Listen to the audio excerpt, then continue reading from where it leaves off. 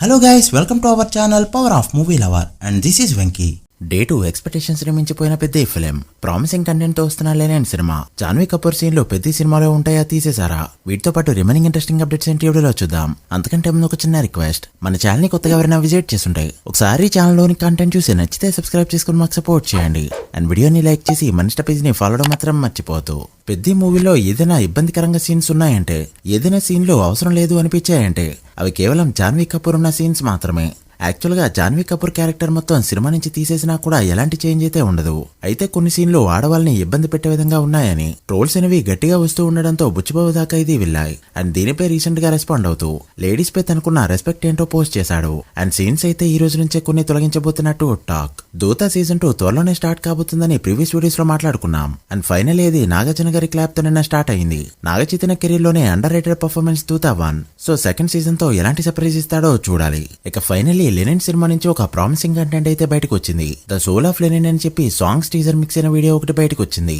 ఇదేదో first release చేస్తుంటే hype అనేది కాస్త స్టేబుల్ గా ఉండేది. బట్ ఇప్పుడు హైప్ మీటర్ ఎక్కడుందో కూడా మూవీ టైం కూడా అర్థం కావట్లేదు. చూడాలి రిలీజ్ టైం కి ఎక్కడికి వెళ్తుందో. పూరి జగన్నాథ్ స్లమ్ డాగ్ అనే మూవీ అనౌన్స్ చేసి షూటింగ్ స్టార్ట్ చేసి చాలా రోజులే అవుతుంది. అయితే ఆయన స్టైల్లో కాకుండా చాలా లేట్ గా అయితే సినిమాని షూట్ చేస్తున్నారు. అండ్ ఫైనల్ ఈ సినిమా నుంచి బయటికి కంటెంట్ రాబోతుంది.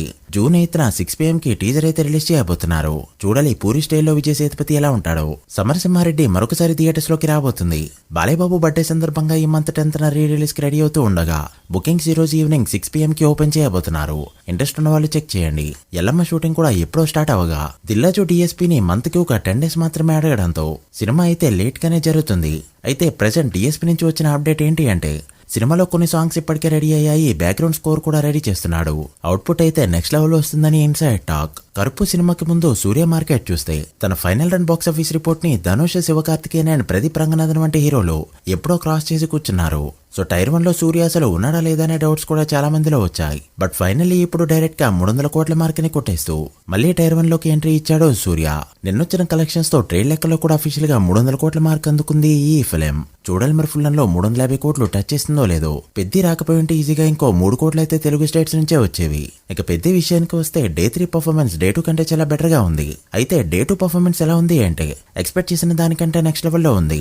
ఎక్కడెక్కడి నుంచి ఎంత వస్తాయని ఎక్స్పెక్ట్ చేశామో దానికంటే డబుల్ నంబర్సే వచ్చాయి. నైజంలో 5 కోట్ల మార్క్ ని GST లేకుండానే క్రాస్ చేసింది ఈ సినిమా. అండ్ సీరియల్ లో మరొకసారి 3 కోట్ల గ్రాస్ మార్క్ ని దాటేయగా ఆంధ్రాలో కూడా నెంబర్స్ అయితే నెక్స్ట్ లెవెల్లో వచ్చాయి. అండ్ డే 2 35 కోట్ల టార్గెట్ తో బరిలోకి దిగిన ఈ సినిమా ఆ మార్క్ ని 5 కోట్ల మార్జిన్ తో దాటేస్తూ 40 కోట్ల మార్క్ కూడా టచ్ అయింది. సో ఈ రోజు కాస్త గ్రోత్ చూపెట్టినా కూడా వీకెండ్ కి 250 కోట్లకి ఈజీగా వెళ్ళిపోతుంది. సో 2 days లో ఎంత కలెక్ట్ చేస్తుందో, ఇంకా ఎంత కలెక్ట్ చేస్తే హిట్ అవుతుందో నెక్స్ట్ వచ్చే వీడియోలో మాట్లాడుకుందాం. So guys, that the video. ఇవి ఇప్పటివరకు ఇంట్రెస్టింగ్ అప్డేట్స్. పెద్ద వీకెండ్ లో ఎంత నెంబర్ పడుతుంది అనుకుంటున్నారో కామెంట్ చేసి, వీడియో నచ్చితే లైక్ చేసి మీ ఫ్రెండ్స్ ఫైల్ నెంబర్స్ కి షేర్ చేయండి. మరొక ఇంట్రెస్టింగ్ వీడియోతో మళ్ళీ కలుద్దాం. అప్పటి వరకు signing off. Power of movie lover. Thank you.